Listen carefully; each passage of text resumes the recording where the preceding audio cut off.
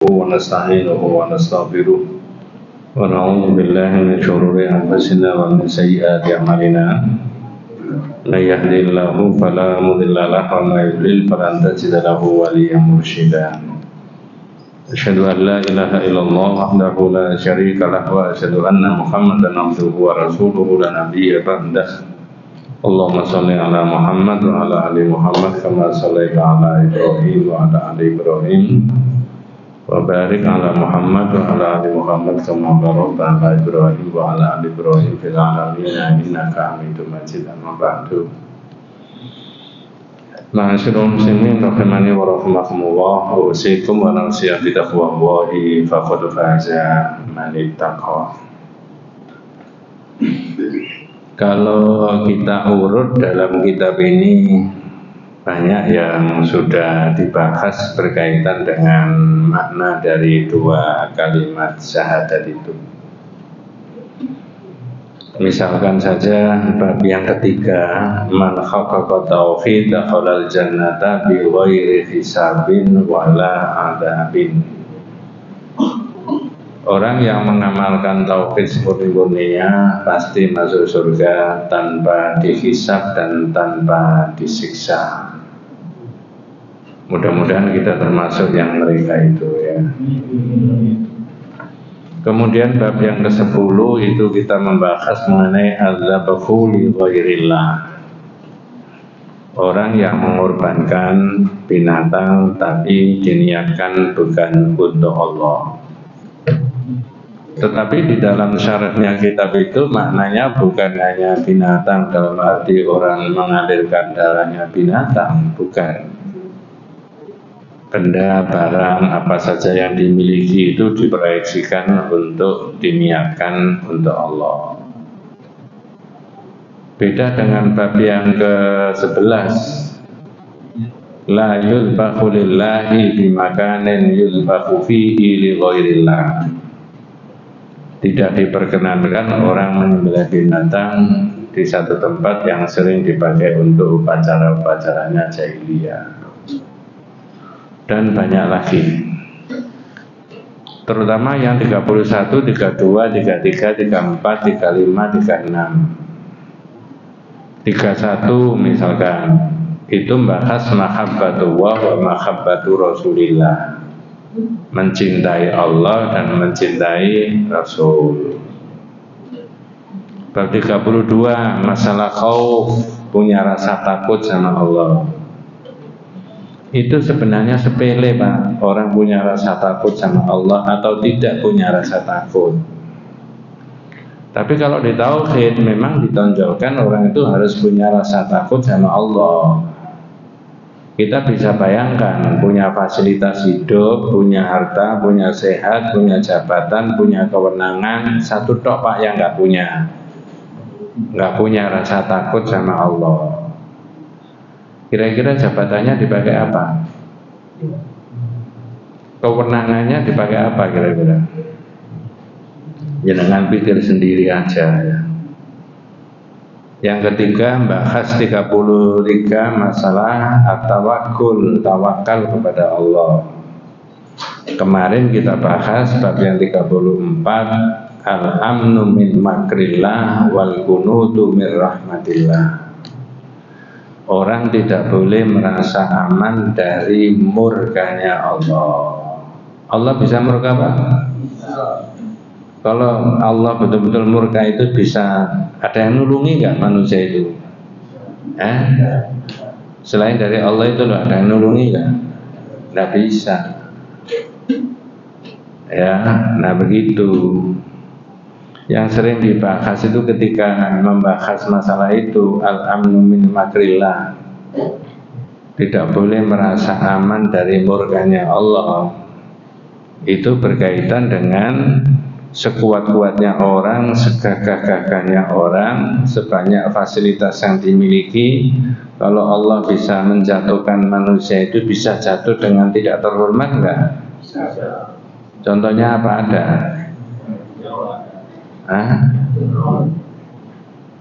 Fir'aun Mesir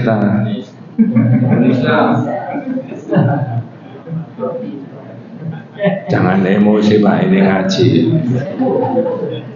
Ya, loh, betul Pak. Ya mohon maaf kalau orang tidak punya takut sama Allah itu bisa segala-galanya. Maka pelajaran tauhid itu menurut saya bagian yang paling prinsip ya di dalam hidup itu.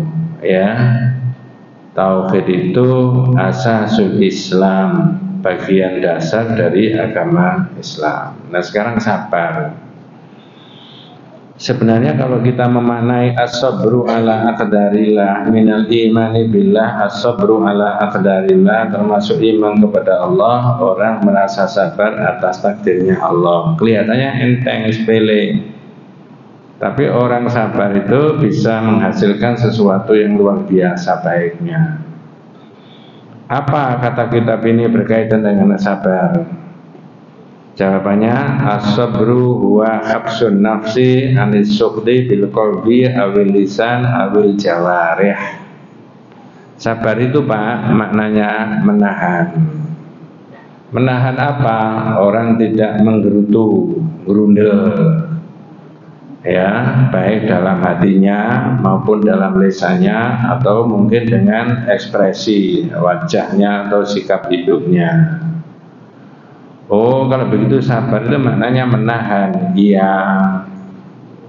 Maka di kitab ini diterangkan as-sabru tadi bagian dari yang penting.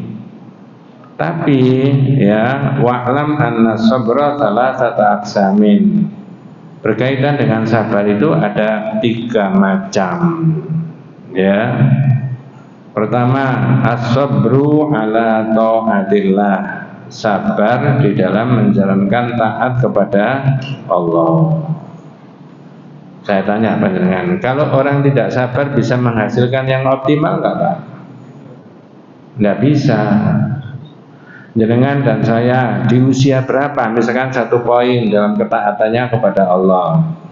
Orang punya kesabaran, keseriusan, wis saya tak nggendoli, jangan sampai tidak sholat jamaah, misalkan begitu.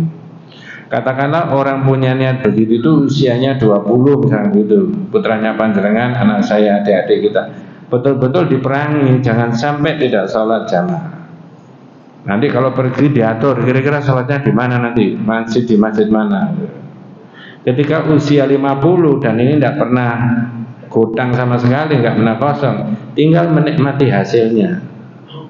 Ketika sudah 50, ketika startnya mulai 50, ketika 70, 20 tahun yang akan datang, itu menikmati hasilnya. Karena sesuatu yang sudah lewat dikerjakan atau tidak dikerjakan bisa diulangi lagi Pak? Oh, tidak bisa, sudah lewat loh Mas. Nah itu loh, maka di sini diterangkan oleh Al-Utsaimin salah satunya adalah as-sabru ala taatillah. Ya kelihatannya sepele, tapi harus punya minat itu tadi. Saya harus sabar dalam menjalankan ini. Coba saya tanya, ini adik-adik kita 2024 ini banyak nggak yang hafal Quran? Aja di masyarakat itu loh, banyak nggak? Usia 23, 24, belum 30, itu mulai Al-Fatihah sampai An-Nas, hafal semuanya Pak? Titik komanya? Ya, ini kan mirip-mirip dengan kita, dengan panjenengan. Kalau panjenengan kan hafal Al-Fatihah dan An-Nas.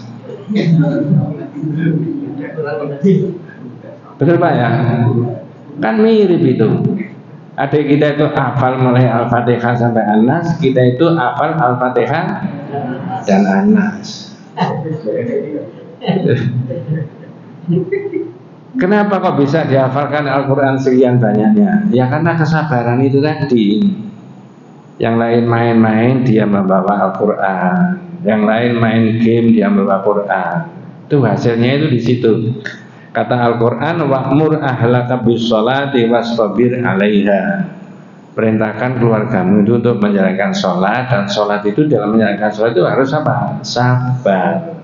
Kalau nggak sabar nggak bisa Pak. Berkali-kali saya beri contoh, mudah-mudahan saya dan kita semuanya itu digerakkan sama Allah. Kalau di pojok masjid sana itu pas udan gerimis jam 4:30, itu kurang berapa itu? ada kita dengar as-salatu khairum minan naum. Kalau sabar kemana Pak? Sabar menjalankan perintah Allah itu, orang itu bergegas kemana? Masjid. Kalau nggak sabar?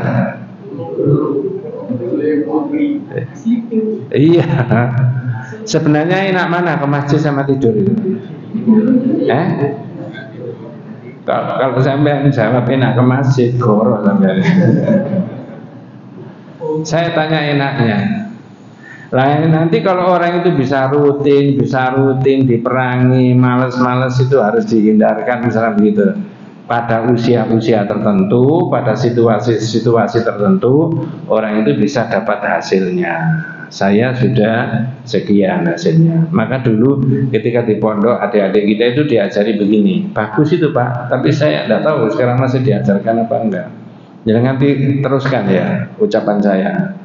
As-sabru kasibri murun bimala qatihi. Terusnya Nggak ada yang mondok. Paling jangan itu mondok di Pondok Mutiara.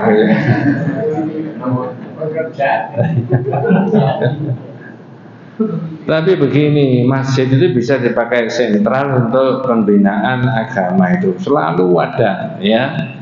Kajian ini aja, tafsir ini ada, diajari membaca ada, terus begitu. Ini seperti pondok itu. Ya. Nah, nanti kita lanjutkan lagi Pak. Tadi gimana mulainya tadi? Terus nanti aja gitu ya. Yang kedua, sabar itu menyangkut apa? Atsani as-sabru an maksiatillah. Sabar orang tidak menjalankan maksiat kepada Allah. Mohon maaf, naudzubillah min dzalik, mudah-mudahan bukan kita. Ketika orang berbuat sesuatu yang tidak diperbolehkan oleh agama pada usia tertentu ya. Nanti pada usia terus berkembang dia itu orang tobat-tobatnya, dosanya bisa diampuni Pak. Saya ulangi, ketika pada usia tertentu masih relatif produktif, masih muda, naudzubillah berbuat yang tidak baik, kemudian pada perkembangannya berikutnya orang itu tobat-tobatnya, dosanya bisa diampuni? Perbuatannya bisa dihapus? Saya ulangi pelan-pelan. Perbuatannya bisa dihapus?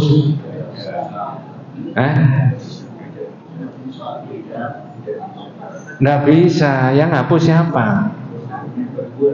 Sudah berbuat kan dulu. Itu orang sana Pak, bukan orang sini. Ya. Maka di sini ada as-sabru an maksiatillah. Mudah-mudahan putranya panjenengan, anak saya yang masih usia-usia produktif itu betul-betul dijaga oleh Allah SWT. Kasih aja nasihat. Jangan gini-gini, nanti kamu tinggal betulnya loh ya. Tak kasih contoh yang itu bukan maksiat dalam arti negatif. Nuwun sewu, kalau ada bapak-bapak yang ahli ngisap ya. Ini baik nggak ahli ngisap ini Pak?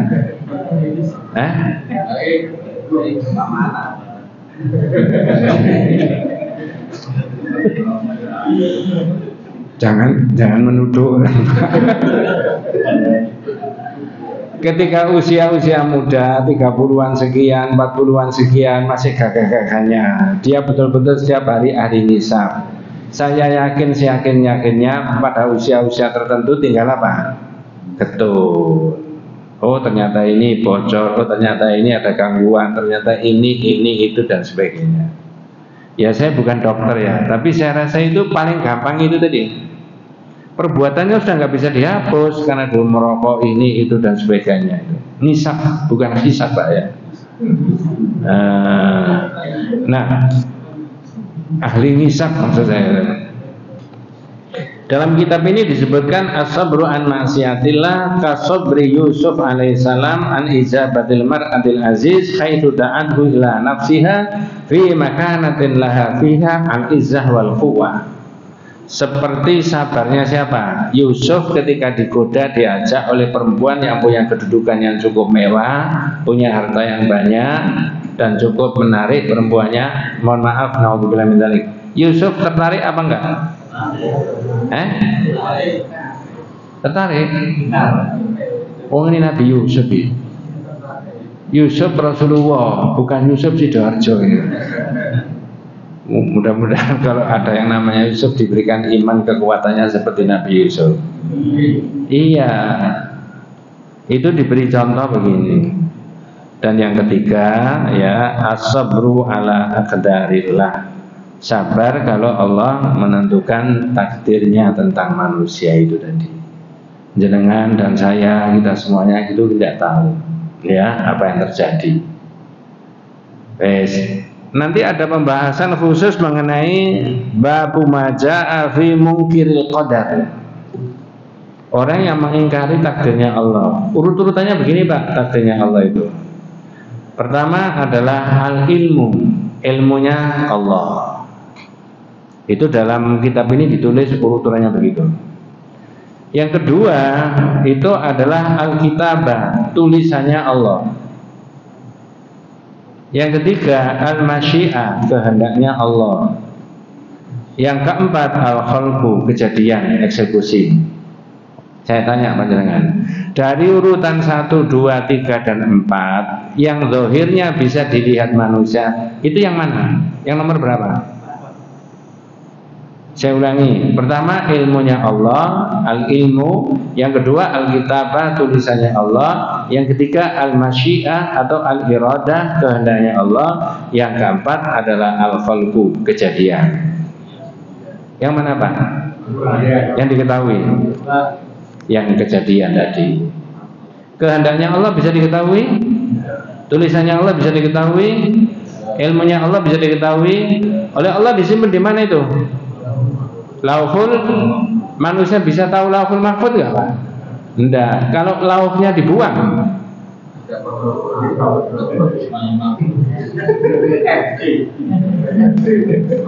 lah ya kalau lauhnya dibuang kan tinggal apanya? Itu yang diketahui.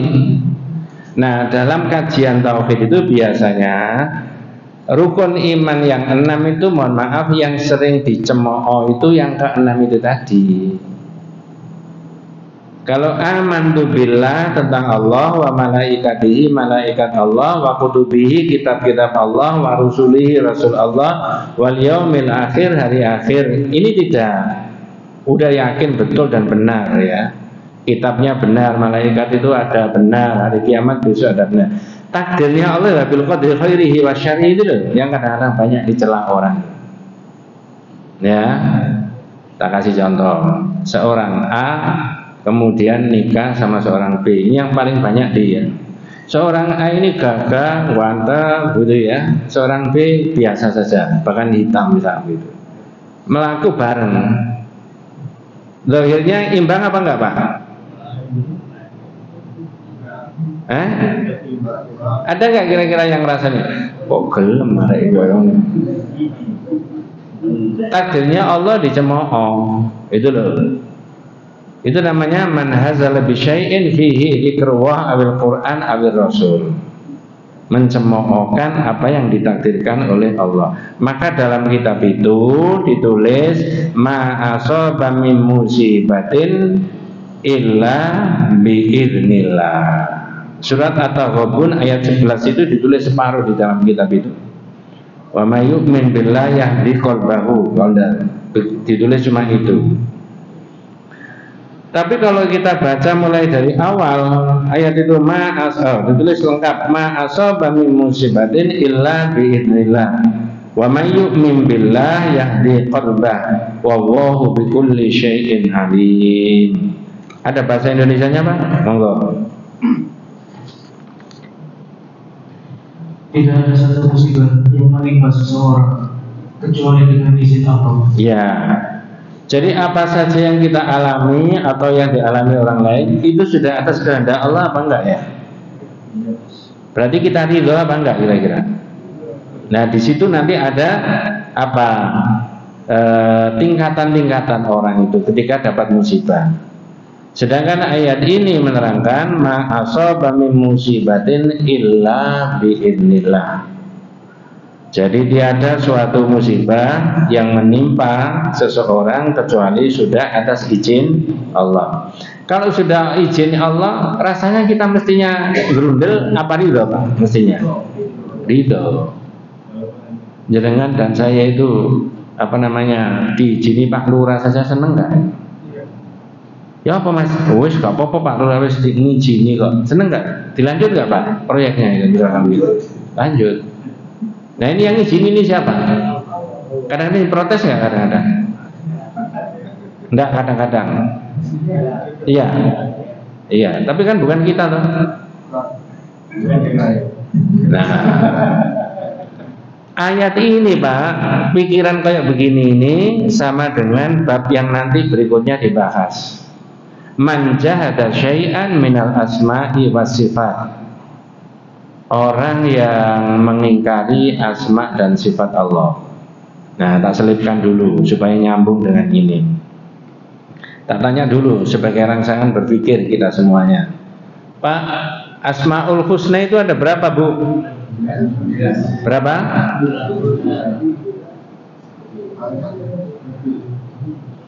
Ya wes sementara 99 aja. Jangan saya atur ya, karakteristiknya daripada Asmaul Husna itu Asma Allah a'lamun wa awsaf wa a'mal. Salah satunya di situ. Nama, sifat dan perbuatan Allah itu apa? Sama. Kalau manusia, apakah sama antara nama dan perbuatannya? Enggak toh? Ada kalanya namanya bagus, perbuatannya apa bagus? Ya, ada karu-karuan. Ya itu ada begitu. Tapi kalau Allah enggak. Makanya ketika Allah punya nama Asmaul Husna, maka sifat Allah juga baik. Kalau sifat Allah baik, maka perbuatan Allah juga baik. Nah sampai di sini saya tanya, halo, perbuatan Allah semuanya tadi apa? Baik. Ada enggak kadang-kala perbuatan Allah ditimpakan kepada manusia dirasakan oleh manusia tidak enak? Ya. Ada apa ya? Ada toh? Tapi boleh nggak orang suudzon sama Allah? Boleh nggak orang gerundel sama Allah? Nggak boleh. Pernah nggak orang gerundel sama Allah? Kalau orang itu suudzon sama Allah, gerundel sama Allah, berarti orang itu menganggap keputusannya Allah ada yang salah. Keputusan Allah itu tidak ada yang salah Pak, walaupun dirasakan manusia nggak enak. Yang ada yang salah itu keputusannya MK.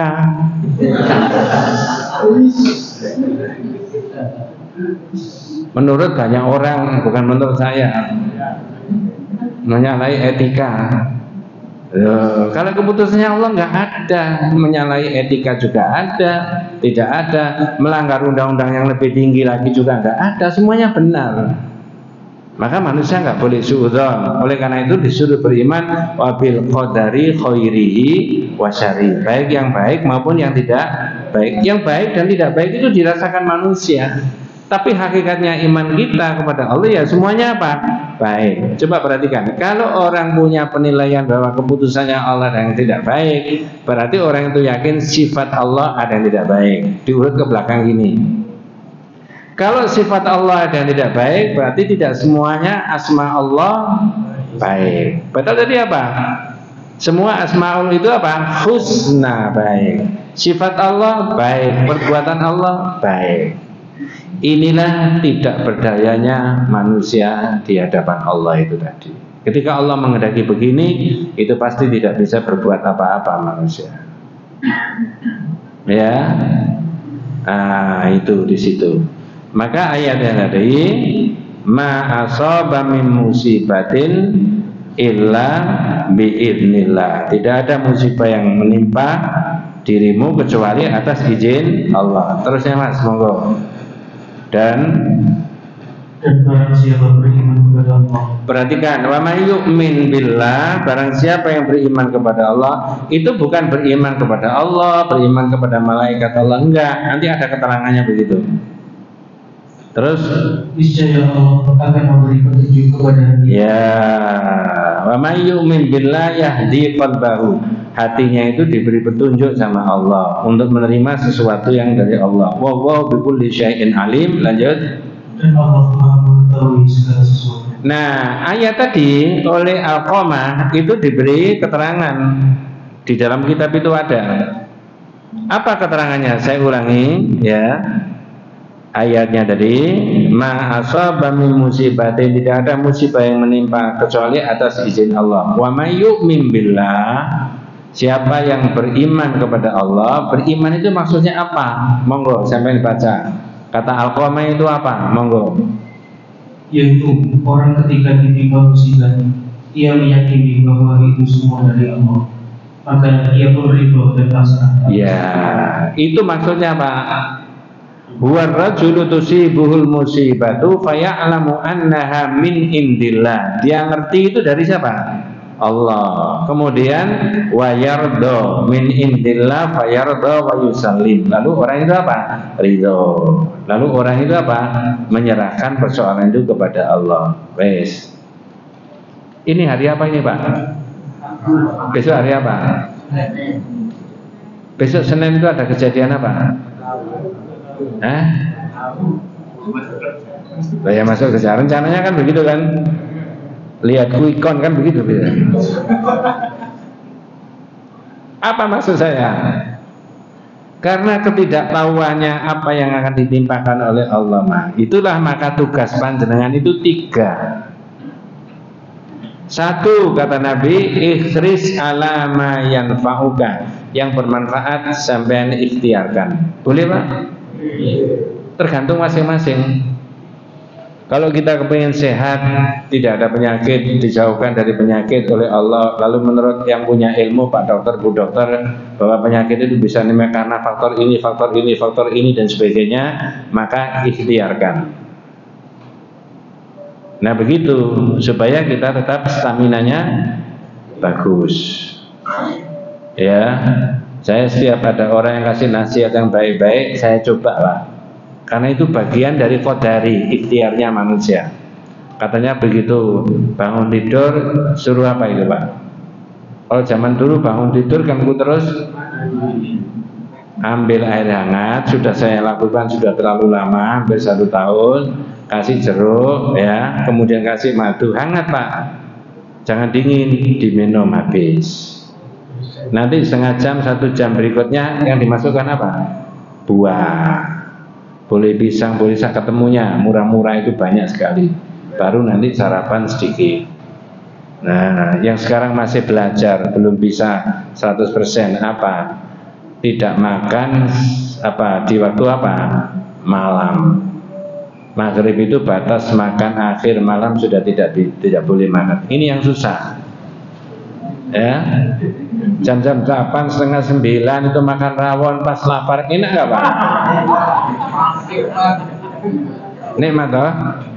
Habis itu terus apa?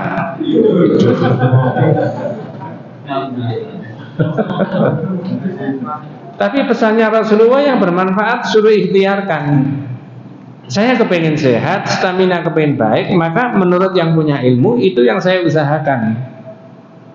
Kadang-kadang habis ngaji begini, kalau tadi sudah makan, ya habis ngaji begini lapar, yang dimasukkan dulu buah. Ya, kalau masih lapar, ya doleh-doleh aja ada apa di situ. Itu ikhtiar supaya sehat. Di balik itu yang kedua kata Rasulullah, wasta'in billah, minta pertolongan sama Allah. Boleh nggak kita berdoa minta sama Allah, ya Allah, saya ini sudah 70 tahun, berikan aku umur sampai 80 tahun. Boleh Pak? Boleh. Nanti kalau menjelang 80 tahun, ya Allah 90 tahun ya Allah, boleh? Boleh. Tapi jenengan dan saya tidak boleh panik. Umur itu cuma angka-angka saja. Betul Pak ya? 70, 71, 72, 73, 60, 61, 62. Ya, yang penting staminanya masih sehat. Itu hadisnya itu ada. Maka berikhtiar, ikhris ala ma yanfa'uka, yang bermanfaat. Yang kedua minta pertolongan kepada Allah. Yang ketiga wala ta'jizan, jangan merasa tidak bisa. Iso takon sampai 80 tahun, gak ngerti, pokoknya saya usaha ikhtiar. Di situ nanti ketika kita bahas masalah takdir, ada pertanyaan, takdir itu bisa berubah apa enggak? Caranya? Sekarang saya tanya, Ini tetap menyimpang tapi ada hubungannya dengan ini. Sesuatu disebut berubah itu karena orang itu tahu asalnya. Halo? Ya. Bener nggak? Loh, saya ingin kesepakatan dulu, bener nggak? Ini HP tak taruh di sini, saya tinggal keluar. Ternyata di sebelah sini sekarang. Berubah apa enggak? Mengapa? Tahu asalnya di sini. Jangan tahu asalnya takdirnya. Katakanlah kalau umur tahu ditulis berapa sama Allah? Kok bisa mengatakan bisa berubah? Mas, sampai berdoalah. Kenapa Pak? Takdir itu bisa berubah. Bapak kok tahu? Saya itu ditulis sama Allah 60 tahun. Makanya saya berikhtiar, saya jogging, saya ini makan berhati-hati, berdoa. Sekarang terus sampai 74 gak mati-mati, berarti berubah. Ada orang ngomong begitu Pak? Tidak ada. Tapi saya tidak menyelesaikan persoalan itu kecuali nanti ketemu di bab 60, masalah takdir. Jadi menurut pikiran saya, kalau orang memahami takdir itu salah, orang jadi pesimis. Tapi kalau memahami takdir dan menerangkannya dengan tepat dan benar, orang jadi optimis. Karena takdir itu diketahui oleh manusia setelah apa? Kejadian. Tidak ada yang tahu. Nah, kalau jenengan zaman dulu belum punya istri, ibu-ibu belum punya suami, kalau ngerti takdirnya kan model Jogja Pak. Jujuk saja. Ngerti maksudnya? Padahal jenengan dulu kan enggak, ya dengan ini gagal, dengan ini kan begitu Pak ya. Ngerti maksudnya? Ya. Jangan tidak ngaku Pak. Iya. Sepertinya ini calon daripada ibunya anak saya, ternyata nggak jadi. Sepertinya ini calonnya bapak dari anak-anak saya nanti, ternyata apa? Nggak jadi. Ya,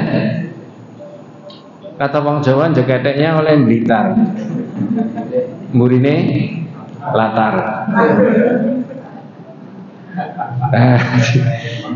Jadi ya, enggak, itu saya menceritakan ceritanya orang, bukan pengalaman saya.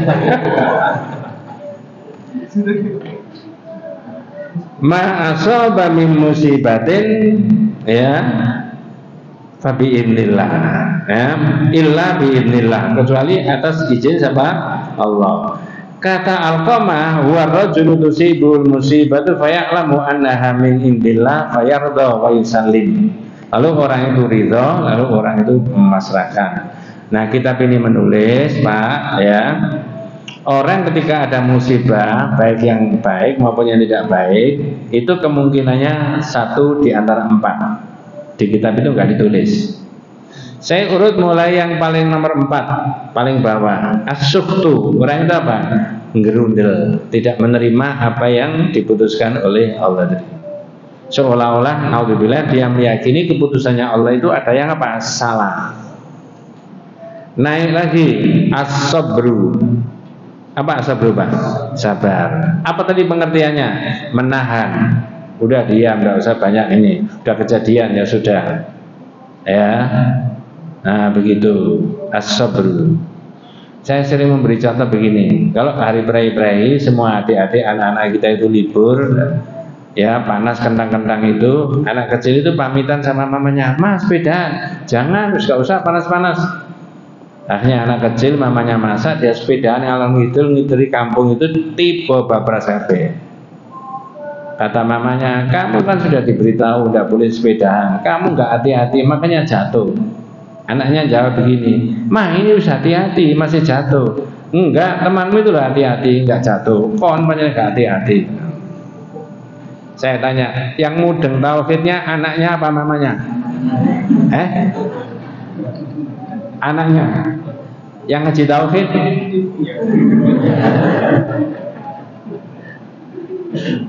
Kalau sudah kejadian ya sudah selesai. Oh wis tidak apa-apa, diobati gini gitu dan sebagainya. Ini sudah takdirnya siapa? Allah, sudah begitu. Maka dalam pikiran kita tauhid yang paling nomor 4 tadi as-sukhtu ngerundel, naik lagi orang itu as-sabru sabar. Ya, tadi yang saya sebutkan tadi nasib tadi belum ada kelanjutannya. As-sabru kasibri murun fi madza qatihi. Itu kalau dilakukan enak, Pak. As-sabru kasibri murun fi madza qatihi lakin awaqibuhu ahla minal asali. Dulu di pondok itu kelas suruh gitu semuanya. Itu satu-satu dicek hafal enggak. As-sabru kasibri murun fi madza qatihi lakin awaqibuhu ahla minal asali. Sabar itu pahit rasanya, tapi akibat dari sabar tadi lebih manis dibandingkan apa? Madu. Jadi yang tiga tadi kesabaran pertama tadi. Sabar menjalankan perintahnya Allah, sabar menjauhkan dari diri yang dilarang oleh Allah, kemaksiatan tadi. Kemudian yang ketiga adalah sabar kalau ada musibah. Lah posisinya manusia, ada kalanya grundel, ada kalanya dia sabar. Di atas sabar itu ada apa? Ridho. Itu tadi kata Alqamah, fayardho. Lalu orang itu ridho dengan itu. Coba tak selipkan, kapan hari sudah saya terangkan di sini. Perang Uhud itu umat Islam menang apa kalah? Kalah. Yang meninggal berapa? 70. Ya, banyak nggak sahabat-sahabat yang wafat waktu itu, Pak? Sudah jelas banyak. Kalau disebut pakai bahasanya Kak populer itu sahabat-sahabat kelas atas, termasuk pamannya siapa? Nanti saya baca di Tarikh Rahiqul Maktum Sirah An-Nabawiyah, mudah-mudahan tidak salah. Ada seorang ibu di dalam rumah tangga itu kemudian jalur keluarganya yang meninggal dalam perang Uhud menjadi syuhada itu 3 orang. 1 suaminya, 1 bapaknya, 1 anaknya. Nah, saudaranya. Susah nggak seorang ibu yang beritahu begitu tadi? Lalu ibu tadi menangis mendoakan yang yang meninggal. Tiba-tiba ketemu sama Rasulullah. Nabi mengerti menangisnya ibu tadi karena keluarganya 3 orang tadi meninggal. Apa kata-katanya Rasulullah? Itu cuma pendek saja katanya Nabi. Apa kata-katanya Nabi?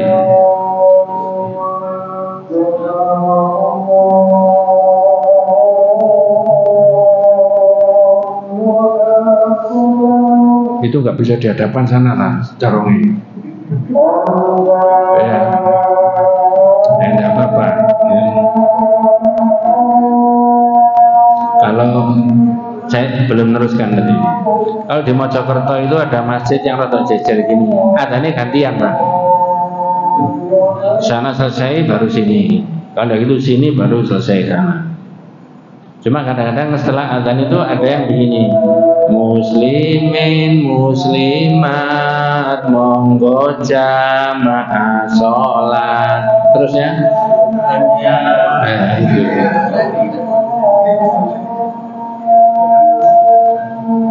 Kemudian Nabi tadi mengatakan kepada ibu, wahum rufaqa'u fil jannati yaqum. Bu, mereka itu sudah berteman semuanya di surga. Nah, ibu tadi berubah. Jadi sepertinya semula itu tidak menerima 3 orang keluarganya yang wafat tadi. Kemudian dalam kitab Tarikh Rahiqul Maktum Sirah An-Nabawiyah, ibu tadi mengatakan apa? Radina ya Rasulullah, radina ya Rasulullah, radina ya Rasulullah. Begitu kami ridho Nabi. Nah, sebenarnya mudah-mudahan kita tidak diuji oleh Allah yang berat-berat. Kalau ada keluarga kita yang dipundhut oleh Allah, itu kita meyakini mudah-mudahan dia itu lebih cepat memperoleh kenikmatan ukhrawi daripada kenikmatan apa? Duniawi. Tidak apa-apa, itu diberi kenikmatan yang lebih awal daripada kita. Nah, itu. Kalau zahirnya orang itu soleh dan apa? Solihah. Yang paling terakhir, yang paling tinggi, tadi saya ulangi, as-sukhtu orang itu grundel, naik lagi as-sabru orang itu sabar, yang ketiga ar-ridho orang itu ridho, yang paling tinggi as-syukru. Jenengan cek, kalau saya salah mohon ditegur, walaupun saya mewakili panjenengan membacakan kitab ini. Saya tanya dulu jenengan. Biasanya kalau orang memberi sambutan, mau melepas jenazah atau apa, setelah mengucapkan Assalamualaikum warahmatullahi wabarakatuh, kata-kata yang keluar dari lisannya apa? Innalillahi. Saya tanya, kata-kata innalillahi itu memuji Allah apa enggak?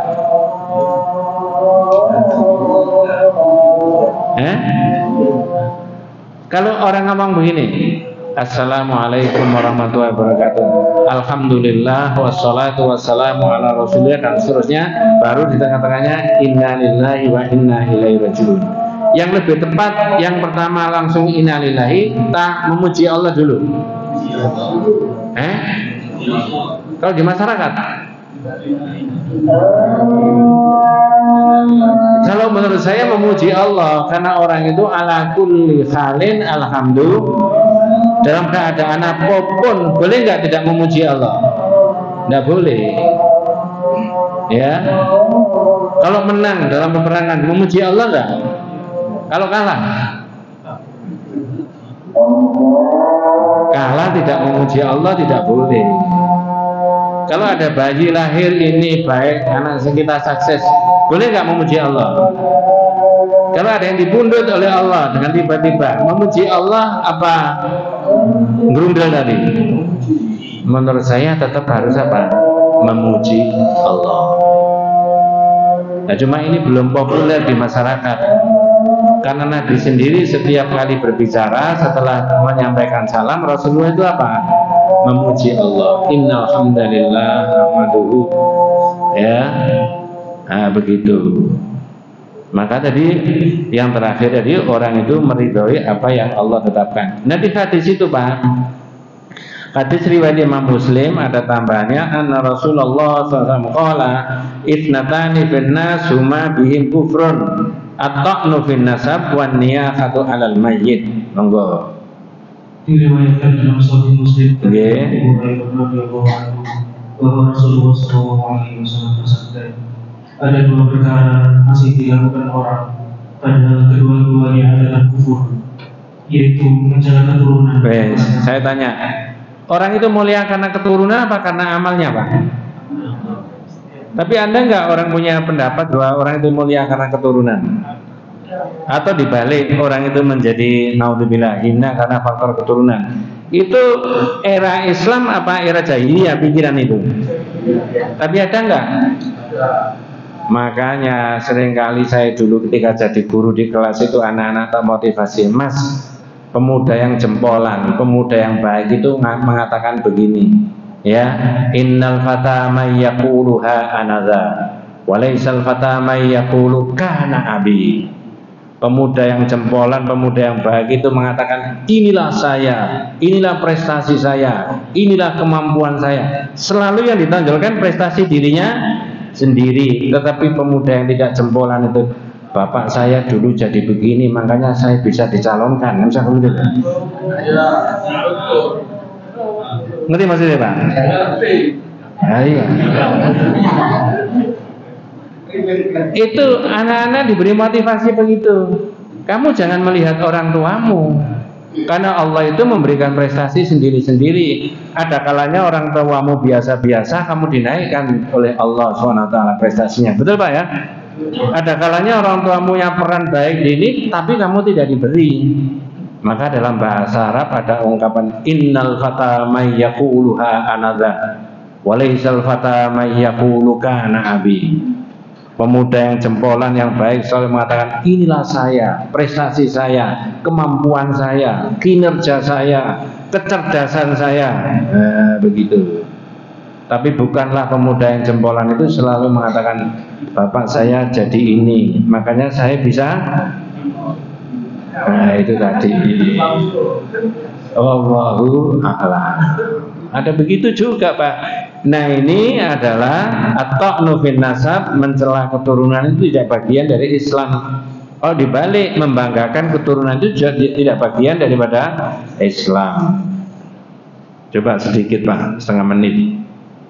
Jangan tahu iblis? Ceritanya ada nggak?